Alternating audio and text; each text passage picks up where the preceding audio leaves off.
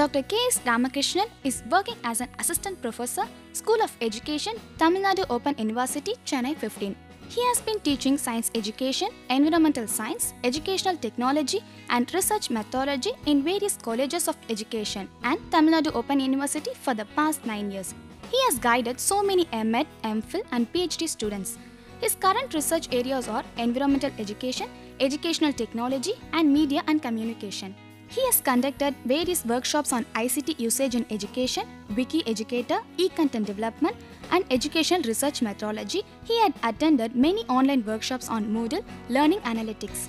He has published 6 books and many articles in national and international journals of repute.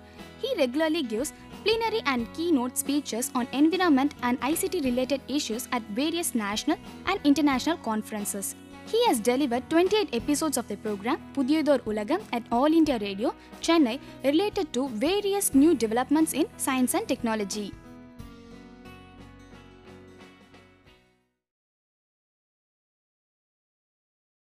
Welcome to UGC CEC program on environmental science.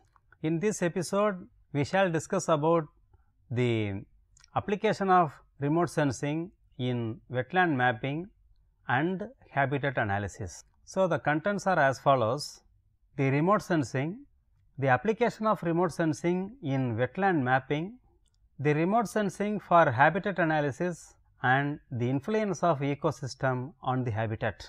So, these are all the points we are going to discuss. In the previous episode already we had discussed about the remote sensing, and now let us see the definition what it is. The remote sensing technology captures the radiation in different wavelengths reflected, emitted by the Earth's surface features and record it either directly on the film as in the case of aerial photography or in digital medium used for generating the images. See, you look at the definition. It captures the radiation in different wavelength. Why different wavelength? Because the electromagnetic spectrum is ranging from infrared, ultraviolet, optical, radio, TV, microwave, like that it is a spectrum, and so it consists of various frequencies and they have different properties also. So, depending upon our purpose we have to use the corresponding frequency, and so when the electromagnetic radiation is falling on some object, it is diffused or reflected or refracted also. So, it is capturing the images, it is capturing the radiation reflected by various objects, and depending upon the objects, the intensity, the frequency and the other particulars may change, and accordingly the imaging also will differ, and so it is called the remote sensing. Simply speaking, remote sensing means sensing from a remote place. Now, the significance or uses of wetland, why we are particularly concentrating on the wetland? The wetland ecosystem, that is one of the most important ecosystems of the environment. It is called the kidney, because actually it is a cleaning agent. It is neither the marine ecosystem nor the land ecosystem, it is in between, and it is doing a lot of functions, and therefore, it is one of the most important ecosystem in the earth. And what are the functions that it is doing? It filters the water and it is supporting a diversity of vegetation, and it is consisting of a large number of wildlife habitat and the major components hydrology, soil and vegetation, and therefore, it is an interface or it is the intermediate between the water ecosystem and the land ecosystem, and so it is one of the most important ecosystem and it is one of the most neglected ecosystem also, and therefore, we have to map wetland ecosystem.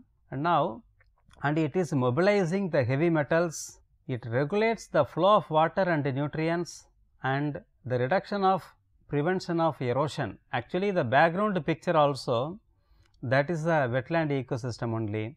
So, you can understand what an important function that the wetland ecosystem is performing. And what are the parameters? The water storage capability. So, the wetland ecosystem consists of so many parameters or the characteristic, and the major characteristic of the water storage capability, it depends upon the size, extent of water spread. So, you look at the diagram, it is the size of the wetland and it is spreading to a large area also. And the seasonal variation, because water is not permanently stored over here, depending upon the season, in rainy season more water or vice versa, and the water flow, the flow channels, because mostly it is connected to the some river or some seashore, and therefore, the water flow, the vegetation, the abundance, richness, and the weed infestation. Actually, it is mostly attached with the weed infestation. So, these are all the parameters that we have to observe. And so, in remote sensing, what we are concentrating, these are all the parameters that we are concentrating on the remote sensing, and these are all the particulars that we are mapping: the water quality, the turbidity, because here the water is stale, it is not moving here and there, and so always the algae or the fungus or weed. So, because of their activity, a lot of turbidity is also there. And the eutrophication means when a large number of nutrients are deposited over the water ecosystem, then what will happen? It is depleting all the oxygen content, and the plants or animals, they are devoid of oxygen and they will die, and because of that the eutrophication, the algae growth will be more, and that is deposited on the surface, and so the water cannot go inside. That is the reason for the turbidity. And so, the eutrophication, the siltation or sediment concentration, because most of the wetland ecosystem that is connected with some nearby houses or the industries. So, from there the nutrients or the water, it is deposited on the wetland, and so gradually all the pollutants and they are deposited over there, sedimentation, and the chlorophyll concentration, the algal biological parameters, the herbicides in short-lived taxa.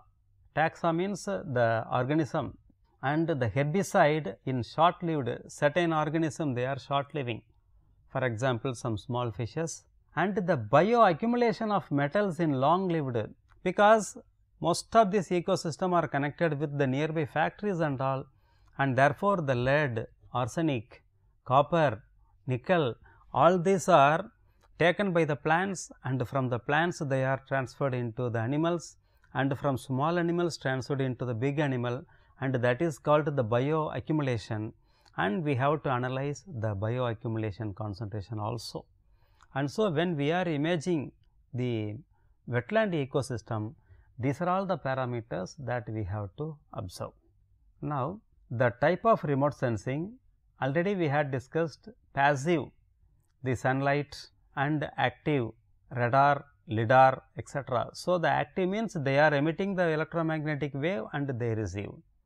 Passive, somewhere else the electromagnetic radiation is falling and simply that it is imaging. So, the active and the passive both are possible, and now the remote sensors used, there are so much technologies available, the Landsat, the SPOT, the RadarSat, the SAR, synthetic aperture radar, and Spectron, all these are different kinds of satellites available for remote sensing, and the aerial photography, the ground level, low level photography also. Photography is also one kind of the remote sensing.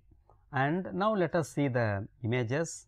It is taken from the Landsat, and the high spatial resolution 16-day interval, that means it is a temporal resolution, and 25 years archive, that means for the past 25 years it has taken similar photographs, and 95% accuracy in mapping compared to the manual mapping. So, in manual mapping, whatever accuracy we are getting, it is 95% more of that manual mapping, and the bands. So, 4, 5, 7. So, these are all the bands in the satellite and they are best for detecting water.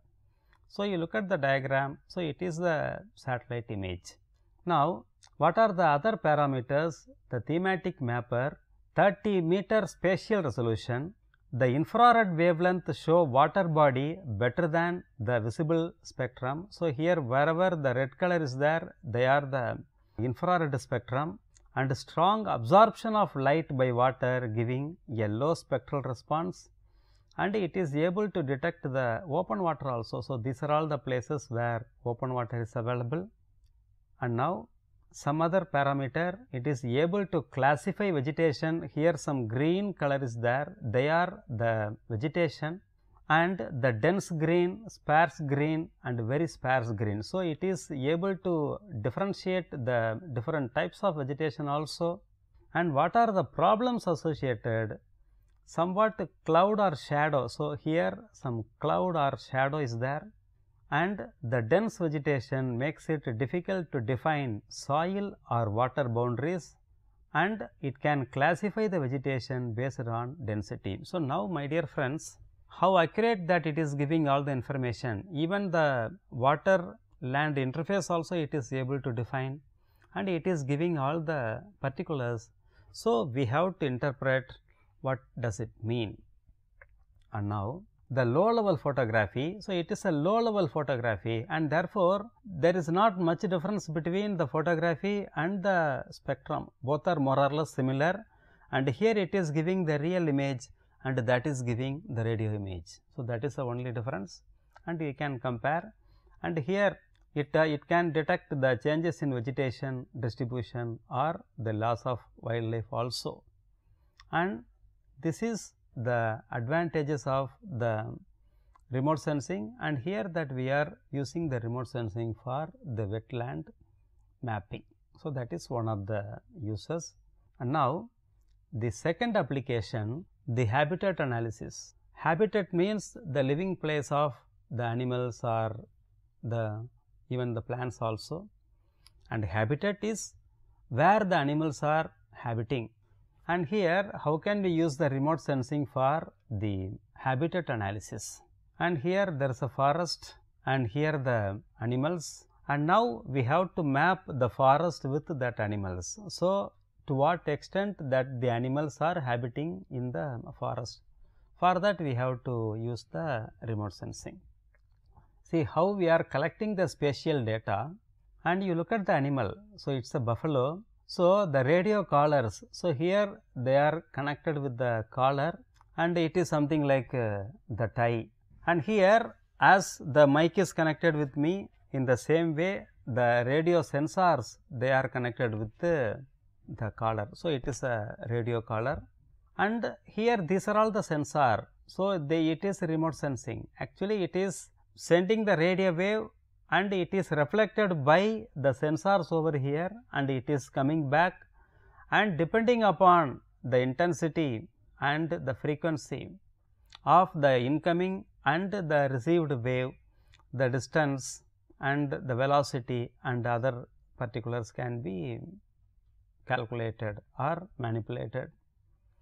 And so, this is an example for the collecting the spatial data, and spatial data can be collected by other means also, direct observation, paper maps, the museum records. So, by all the ways that we can collect the spatial data, and the GPS, the geopositioning system, the collars or patches that upload, the handheld records of indicators, scat, tracks. So, all these are various methods for collecting the information, and as such the satellite imagery, the vegetation, land cover, the aerial photography and the radar.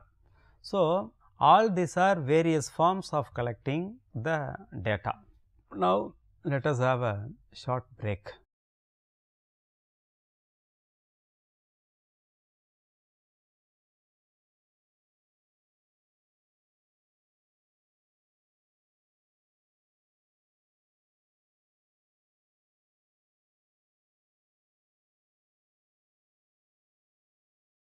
Welcome back. Let us continue. See, look at the diagram. We are collecting spatial data from various means, And now we have to use the remote sensing, and how we are using the spatial data. First we have to find the home range and the habitat selection and the biogeography questions. And first we have to find what is the home range of these animals, because these animals are wandering here and there, and we have to fix them where they are habiting. So, that is a major question. And see, there are various methods for finding the home range method. One method is the minimum convex polygon method. So, here wherever the points are available, there the buffaloes they are wandering, and therefore, we have to join the outermost point. So, it is the map, and we are joining all the outermost map, and we are connecting all them, and that area will be called the habitat of that particular animal, and we have to find the overall area. So, the area covered by this polygon, it is useful for conservation and reserve, and we have to use just 95% of points to define error, because there may be some error, and therefore, plus or minus 95% that we have to accept, and we are assuming that the animals are using the whole area equally. So, here we are assuming, because in the middle the animals are not there, but anyhow we are assuming that the animals are wandering throughout the area, but actually it is not true all the time, because particularly some animals like lion or some other animals, they are particularly wandering in a particular area only. Even though the lions are wandering throughout the forest, all the lions are not wandering all the areas of the forest, and therefore, it is an assumption that the lions are wandering or the animals are wandering throughout that area, and therefore, in this method, the minimum convex polygon method, we are finding the home range. And there are other methods are also possible. The kernel method. In the kernel method, you see, wherever the density is more, there the light intensity, that is somewhat bright, and where it is somewhat sparse, the intensity is gradually decreasing. And another method, the harmonic mean method. So, all these are different methods for finding the habitat. So, here also you see the density is more, and therefore, it is dark red, and the intensity of the color, that is gradually decreasing. So, anyhow we are using different method for finding the habitat. And now, then what we are doing?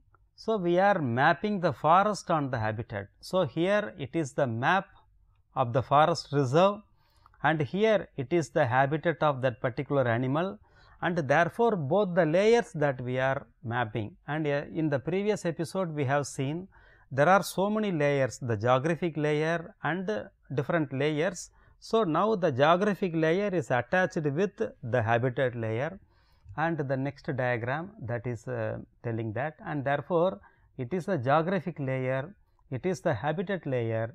So, both are connected, and therefore, what conclusion that we have come? The buffalo herd 4085 locations in 2000, and therefore, there are 4085 locations the buffaloes are available, and that is called the habitat of that particular animal. And now, what more information that we are collecting, and the habitat selection method, the points on a map. So, the points are associated with the location specific data. Now, another layer that we are adding, because we are defining the habitat, and therefore, what are the vegetation, the temperature parameter, and so on and so forth, all that we are adding, the vegetation type, the distance from water, slope, elevation, aspect, soil type, and all that we are adding layer to layer, and finally, that we are arriving at some conclusion about what is the habitat. And now, we can do any type of statistical calculation, and now let us discuss one or two statistical analysis. And you look at the diagram, it is a forest, and see, these are all the three areas that we are discussing about. And now, we can do the statistical analysis, and here you look at the graph, the maroon color the proportion of area, the green color the proportion of observation, and therefore, the proportion of area and the proportion of observation. So, what is the meaning of this graph? In this area is more, the habitation is less, and in some places the area is less, the habitation is more. That means, the buffaloes are liking these places rather than these places. So, here the area is more, but there is no buffalo, and here even though the area is less, the buffaloes are more habitating, and therefore, by drawing such graphs we can understand the behavior of that buffalo. So, the forest ecosystem, the habitat, that is classified into 8, and therefore, out of this 8 habitat where the buffaloes are living more or less. So, that information that we can get. And another information. So, here kilometer from water. So, from water what distance that they are keeping, that information also that we can get. So, anyhow that we can get a umpteen number of information or analysis, and therefore, that is the major advantage of the remote sensing. Now, let us see one or two more example. The habitat preferences. So, what are the preferences of the animals? So, here some animals are there, and now let us take an example, and particularly one animal. So, here we are able to prove some hypothesis also. So, the hypothesis says this animal ocelots, they prefer large patches of closed canopy. Canopy means the outer shade of the trees and all, the outermost coverage of the tree. And so, what hypothesis that we are telling? They prefer the large patches of closed canopy and avoid large patches of unsuitable habitat. So, we are hypothesizing that these particular animals are preferring certain type of habitat and they are avoiding other type of habitat. That is the hypothesis. And now, what is the location? Certain location, some national wildlife refuge that we are taking, and now how to prove or disprove the hypothesis. So, it is exactly like research. So, we are taking a hypothesis and we have to prove or disprove. Now, what method or experiment or what method that we are using, and here that we are taking the Landsat thematic mapper image. So, that we are taking, it is another image, and the aerial photograph and the digital orthophoto quadrangles also that we are taking. And now, what we are observing, and we are using the supervised and unsupervised classification for better accuracy, and we are dividing the land into 4 categories: the urban or barren, water, closed canopy and open canopy, and therefore, these are the 4 type of area that we are classifying, and exactly we have to match the habitat of the animal with the area, and if the animal are more possible or more seen in a particular habitat, then we can prove, or otherwise we have to disprove. And now, let us see the method, all these that we are taking. These are all the various parameters, and now what is the result?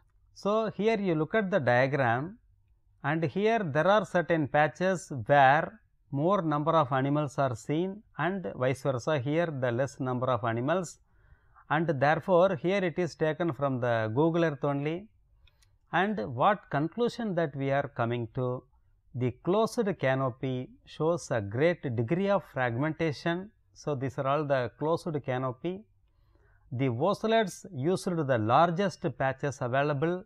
That means, in this area only the ocelots are living, and decisions must consider the size, shape and edge, and consider conserving areas with smaller patches. And therefore, what conclusion we are arriving at? We have to look after this area also. Otherwise, what will happen? Ocelot will not live there for a long time, it will run somewhere else.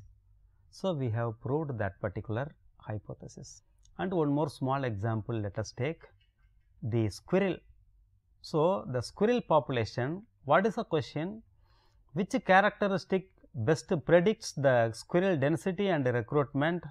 So, here it is a question. So, where the squirrels are living, and where they are not living, and the location, some forest or some ecosystem that we are taking, and here we are again mapping, and here the data from forest ecosystem restoration analysis and the ground measurement and the same thing. So, the methods are more or less same, and we are asking different questions and different answers that we are getting, and therefore, what is the result?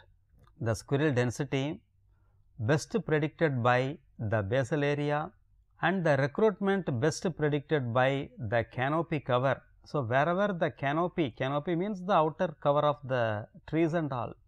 So, wherever the canopy cover is more, there the squirrels are living, and remove smaller trees, because the smaller trees and all actually they are the hindrance for the squirrel, and leave larger patches with moderate to high canopy cover. So, my dear friends, again that we are getting the same conclusion. That means, every animal they are habiting at some particular places and they are avoiding certain other particular places, and how we are arriving at these results through the satellite images and all, and therefore, the remote sensing is having tremendous number of applications. And now, let us summarize.